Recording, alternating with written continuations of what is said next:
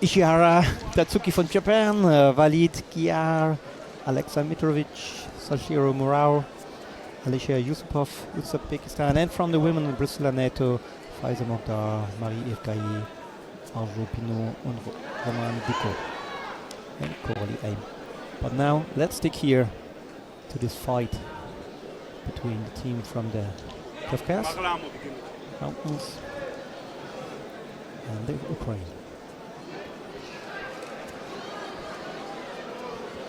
So normally teams come from different cities, with a small exception with Kocaeli, which is a region in Turkey, and another exception is here Team Ukraine. Yeah. So it's not one city, they formed a one team from the nation.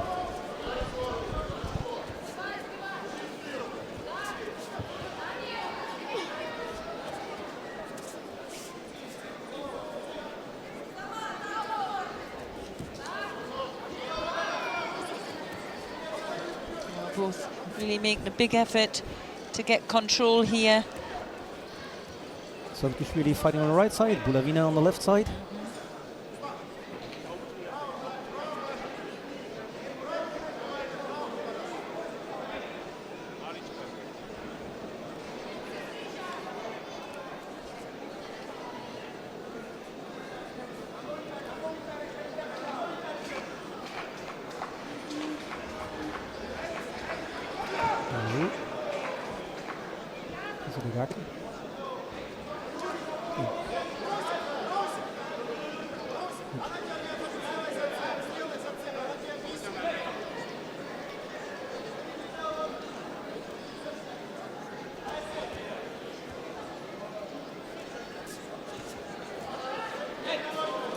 So sometimes even 8 times 8 meters is not enough. No. That bit of pressure really, you know, she struggled just to you know, take her hands on or move to the side, circle a little bit. You know, I always think, you know, if you feel like you're getting backed up onto the edge, you should be thinking about that 2 meters before you actually get there. Yeah.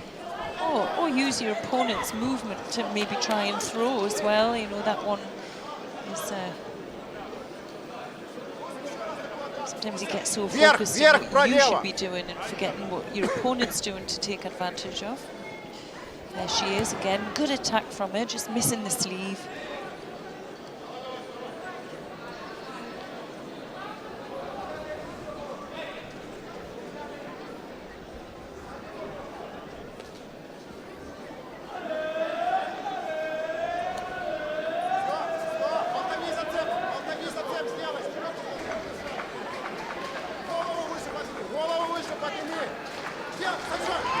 Oh, well, she switched that back.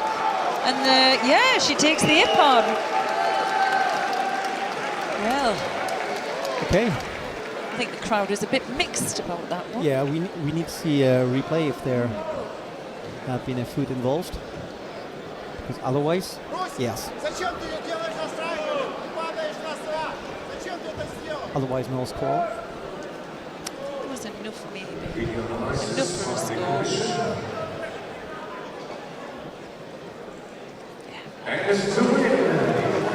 For team Gori,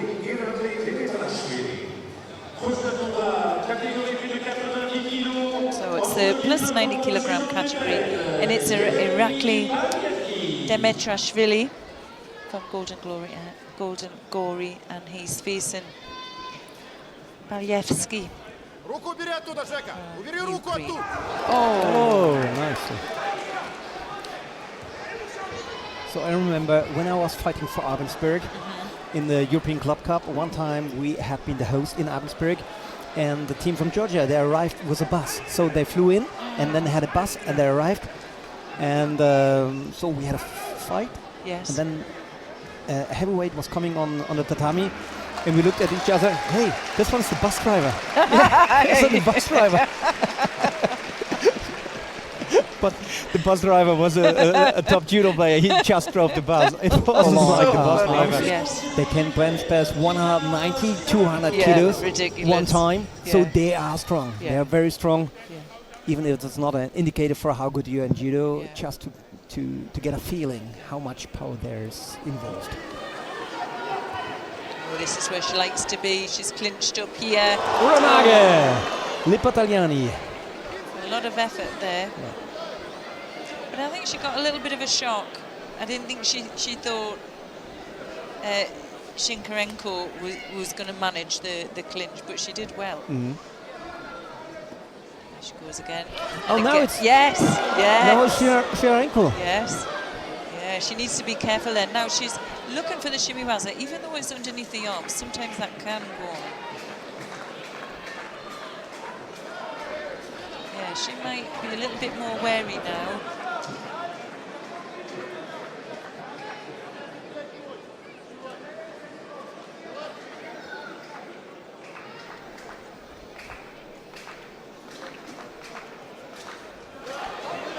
Uranage number 3. Wow.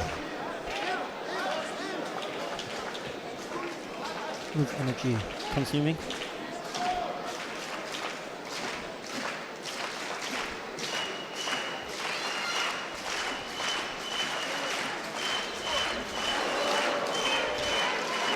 Now she's in. Is she in? Yeah. Yeah, she's definitely she's in. Yeah, I don't know how she lost her.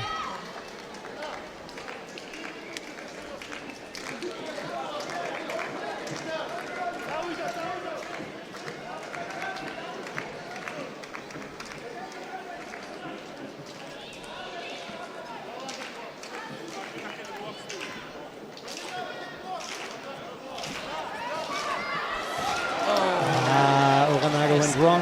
Yeah. Mazari. You know, even though she's only 20, Shinkarenko, she has a similar style to Lippa-Tagliani. Yeah. And both are fighting on the right side.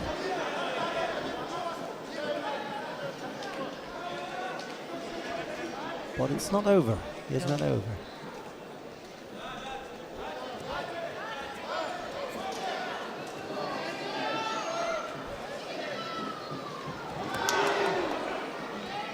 She's absolutely ferocious there in that exchange. Yeah. She needed to touch that leg for a little bit of defence. She's lifted her that time. Ah, Vasari as well. Oh. For Lippa-Tagliani, okay. The referee was in a good line there for the land and wasn't so clear for us. You know, I thought it, I don't think so. Yeah. Okay. Yeah. Maybe she lost a little bit of control and they both went down at the same time. That's all I can think.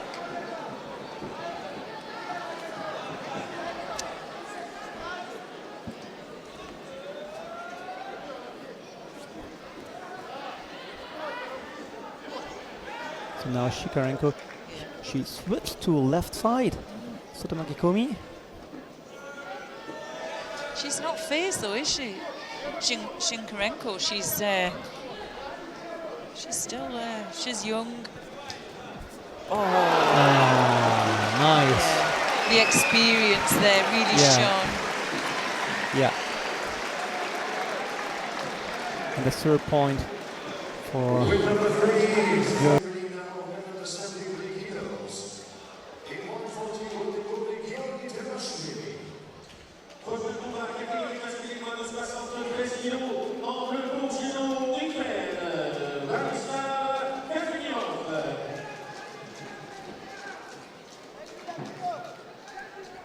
Georgie Terashvili in the white, and he's facing Aleksandar Kazimov in the blue.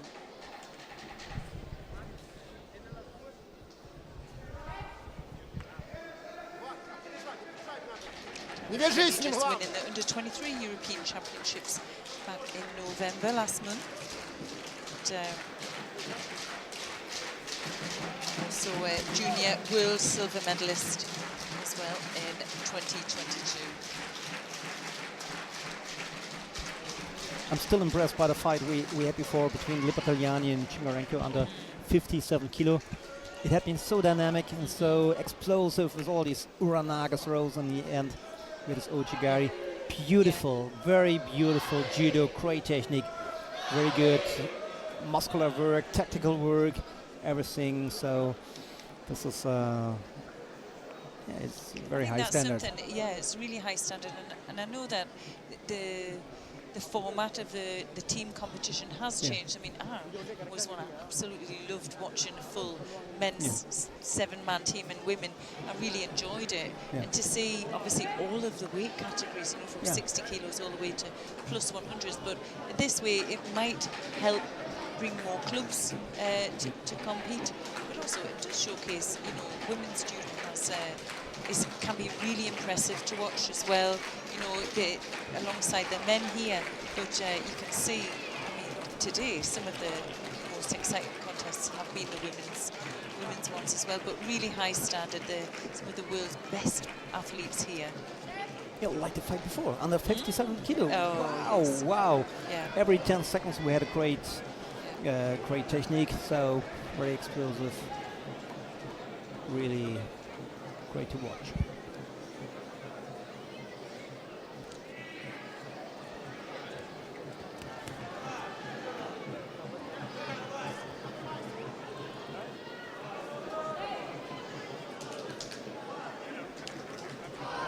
Well, interestingly enough, I was mentioning that Terashvili is under 23 European champion. They fought each other at that event, and it obviously the Georgian won it.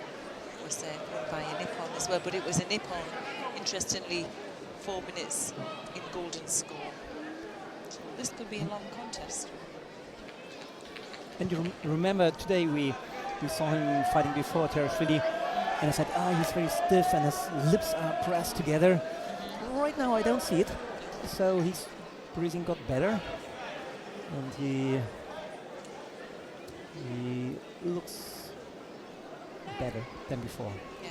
Sometimes. It's interesting, isn't it, when some athletes that they've met before, it's only been last month when they've met each other, and obviously they might have trained together before on a training camp. Yeah. But when it's a long fight like that, it was about 8 minutes 46 their fight, and it's a Nippon, but it's on penalties by the looks of it, from the previous contest, and whether it's Kazimov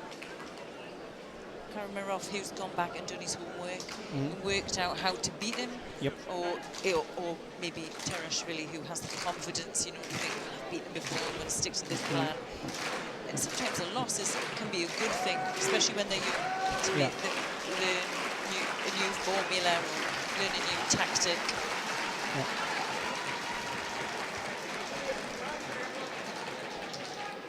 So Terashvili is the favorite here. Yeah. And if he wins, they have the bronze medal. And later on, we'll see the final between Paris Saint-Germain and the last year winner for the men, Red Star Belgrade.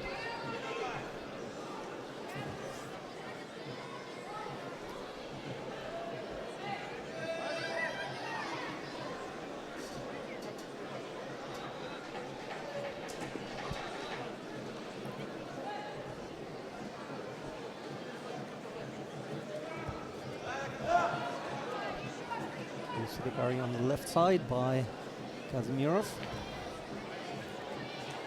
Oh.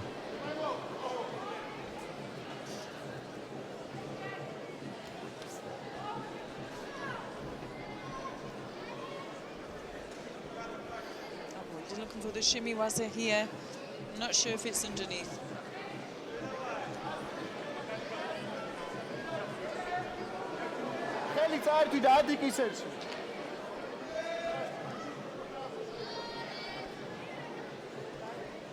So Chloe, we both can watch it here on the TV and in live here in the arena in the FDE stadium in Montpellier.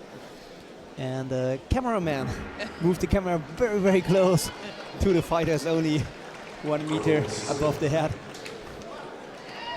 So imagine you're doing a randori and a drone or a camera is flying 1 meter above your head. I haven't seen any drones yet of you in judo. you know, get maybe they could program them to follow. Yeah, you're right. Interested. But you don't want them to go down. Oh, of course not. No.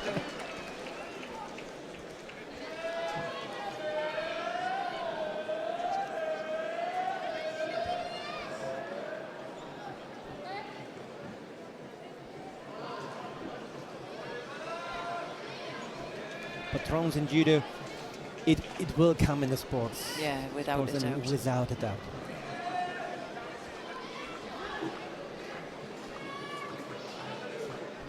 So last week I went to a circus with my kids. And they had all these kinds of athletics and clowns and stuff like that. And then they had a drone show. And I've never seen something like that. Yeah, amazing. So coordinated, and to be honest, it was a little bit frightening. Yeah. It was good to watch, but I've seen them at maybe some big sports events like at the Olympic Games. Yeah. In the opening ceremony, and they have them, I think. Yeah.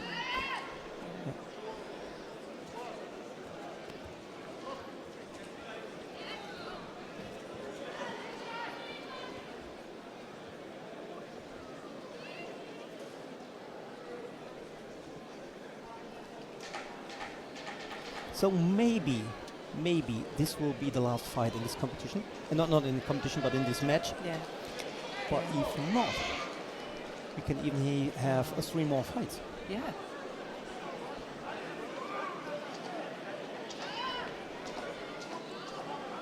Yeah, it takes a lot. There was some good action there on the ground by Kazimov.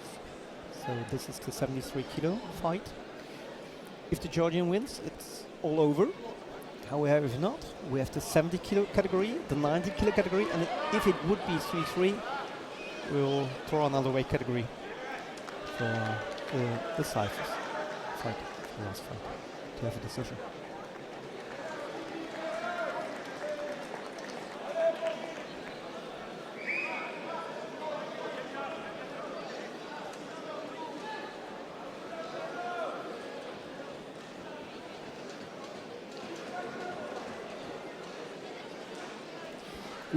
Look at the Ukrainian on the left feet.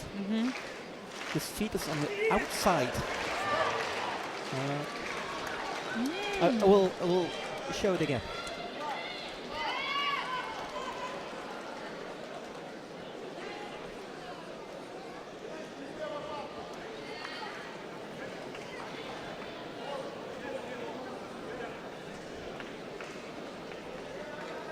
He takes his time.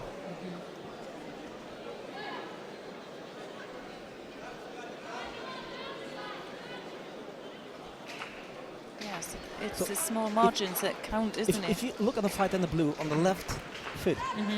Yeah. And now it's the direction where is he going to? Yeah. So if you were fighting him, what would your tactics be on your technique then? Because if a lot of his weight's on the outside of it, you can see as well, can't you? You should really notice the like Sumige Eshi? Not Sumige Eshi, sorry. Sasai. Yes. Sasai or Hitsa. Yes. Hitsaguruma. So, and I suppose when you get to the highest level in judo, it's small margins between you and your opponents. I mean, fitness levels, things like that, strength, everyone's pretty much equal.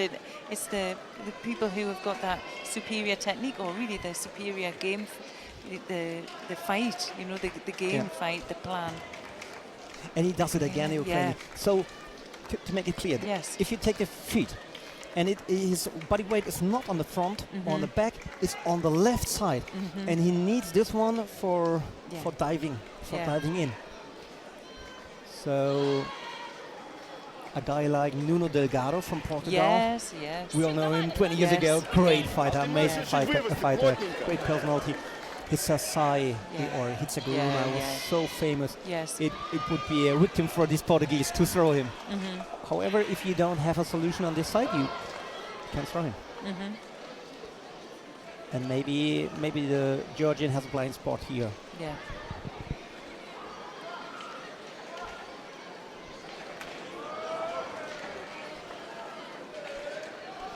Maybe also something like also the Gori on the left side would be perfect. But if it's not in your repertoire, Yeah.